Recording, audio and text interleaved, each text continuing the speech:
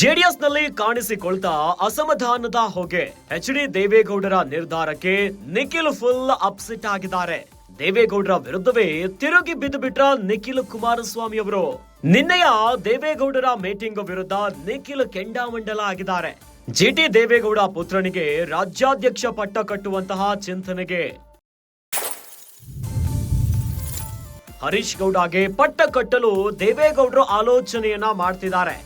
ಈ ಬಗ್ಗೆ ನಿನ್ನೆ ಸಭೆಯಲ್ಲೂ ಕೂಡ ಪ್ರಸ್ತಾಪಿಸಿದ್ರು ಎಚ್.ಡಿ. ದೇವೇಗೌಡರು. ಜೆಡಿಎಸ್ ಕಚೇರಿಯಲ್ಲಿ ನಡೆದಿದ್ದಂತಹ ಮುಖಂಡರ ಮೀಟಿಂಗ್. ಇನ್ನು ಪಕ್ಷದ ನಾಯಕರ ವಿರುದ್ಧವೇ ಅಸಮಾಧಾನಗೊಂಡಿರುವಂತಹ ಜಿಟಿಡಿ ಬಹಿರಂಗವಾಗಿನೇ ಪಕ್ಷ ವಿರುದ್ಧ ಹೇಳಿಕೆಯನ್ನ ಕೊಡ್ತಿದ್ದಾರೆ ಜಿಟಿಡಿ. ಹೀಗಾಗಿ ಜಿಟಿಡಿಯನ್ನ ಸಮಾಧಾನ ಮಾಡಲು ಎಚ್.ಡಿ. ಪ್ಲಾನ್ ಅನ್ನ ಮಾಡಿದ್ದಾರೆ. ಹೀಗಾಗಿ ಜಿಟಿಡಿ ಪುತ್ರ ಹರೀಶ್ ಗೌಡಗೆ ಜವಾಬ್ದಾರಿಯನ್ನ ಕೊಡುವ ಪ್ಲಾನ್ ಮಾಡಿದ್ದಾರೆ. ದೇವೇಗೌಡರ ಈ ನಿರ್ಧಾರಕ್ಕೆ ನಿಖಿಲ್ ಕುಮಾರಸ್ವಾಮಿ ವಿರೋಧವನ್ನ ವ್ಯಕ್ತಪಡಿಸಿದ್ದಾರೆ. ನಾನೇ ಅಧ್ಯಕ್ಷ ಅಂತ ರಾಜ್ಯಾದ್ಯಂತ ಪ್ರವಾಸ ಮಾಡ್ತಿದ್ದೀನಿ, ಆದ್ರೆ ಏಕಾಏಕಿಯಾಗಿ ಬೇರೆಯವರಿಗೆ ಸ್ಥಾನ ಕೊಡ್ತೀರಿ ಅಂದ್ರೆ ಏನಿದು ಅರ್ಥ ಅಂತ ಪ್ರಶ್ನೆ ಮಾಡಿದ್ದಾರೆ. ಇನ್ನು ಚುನಾವಣೆಗೆ ಸ್ಪರ್ಧೆ ಮಾಡಲ್ಲ ಅಂತ ಹೇಳಿದ್ರು ಕೂಡ ನನ್ನ ಬಲವಂತವಾಗಿ ಸ್ಪರ್ಧೆ ಮಾಡಿಸಿದ್ರಿ. 3 ಬಾರಿ ಸೋತು ಅವಮಾನವನ್ನ ಅನುಭವಿಸಿದ್ದೇನೆ. ಇನ್ನು ಪಕ್ಷದಲ್ಲಿ ನಾನೇ ಮುಂದಿನ ಅಧ್ಯಕ್ಷ ಅಂತ ಪ್ರಚಾರ ಆಗಿದೆ. ಆದ್ರೆ ಈಗ ಬೇಡ ಅಂದ್ರೆ ಹೇಗೆ, ಮತ್ತೆ ಅವಮಾನಕ್ಕೆ ಗುರಿ ಮಾಡ್ತಿದ್ದೀರಿ ಅಂತ ದೇವೇಗೌಡರ ಪ್ರಸ್ತಾಪಕ್ಕೆ ನಿಖಿಲ್ ಕೆಂಡ ಕಾರ್ತಿದ್ದಾರೆ. ಜೆಡಿಎಸ್ ನಲ್ಲಿ ಈಗ ಕಾಣಿಸಿಕೊಳ್ತಾ ಇದೆ ಅಸಮಾಧಾನದ ಹೊಗೆ. ಅದುವೇ ಜೆಡಿಎಸ್ ನ ಮುಂದಿನ ರಾಜ್ಯಾಧ್ಯಕ್ಷ ಪಟ್ಟದ ವಿಚಾರವಾಗಿ. ಎಚ್.ಡಿ. ದೇವೇಗೌಡರ ನಿರ್ಧಾರಕ್ಕೆ ಈಗ ನಿಖಿಲ್ ಫುಲ್ ಅಪ್ಸೆಟ್ ಆಗಿಬಿಟ್ಟಿದ್ದಾರೆ. ಈ ಮೂಲಕ ದೇವೇಗೌಡರ ವಿರುದ್ಧವೇ ನಿಖಿಲ್ ಕುಮಾರಸ್ವಾಮಿ ತಿರುಗಿ ಬಿದ್ರ ಅನ್ನೋ ಪ್ರಶ್ನೆ ಎದುರಾಗ್ತಿದೆ. ಯಾಕಂದ್ರೆ ದೇವೇಗೌಡರು ಮೀಟಿಂಗ್ ಅನ್ನ ಮಾಡಿದ್ದಾರೆ.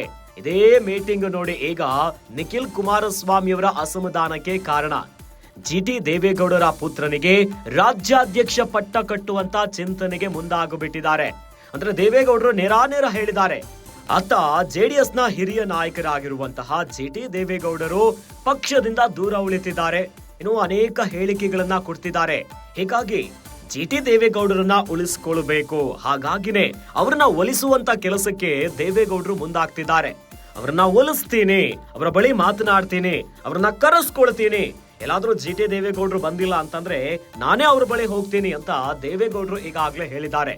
ಅದರ ಜೊತೆಯಲ್ಲಿ ಜಿ.ಟಿ. ದೇವೇಗೌಡ ಅವರ ಪುತ್ರನಿಗೆ ಅಂದ್ರೆ ಶಾಸಕ ಹರೀಶ್ಗೆ ರಾಜ್ಯಾಧ್ಯಕ್ಷ ಪಟ್ಟ ಕಟ್ಟುವಂತಹ ಚಿಂತನೆಯನ್ನ ನಡೆಸುತ್ತಿದ್ದಾರೆ. ಇಂಥದ್ದೊಂದು ಆಲೋಚನೆಗೆ ಮುಂದಾಗಿಬಿಟ್ಟಿದ್ದಾರೆ. ಈ ಬಗ್ಗೆ ನಿನ್ನೆಯ ಸಭೆಯಲ್ಲೂ ಕೂಡ ಪ್ರಸ್ತಾಪವನ್ನ ತೆಗೆದಿದ್ರು ಎಚ್.ಡಿ. ದೇವೇಗೌಡರು.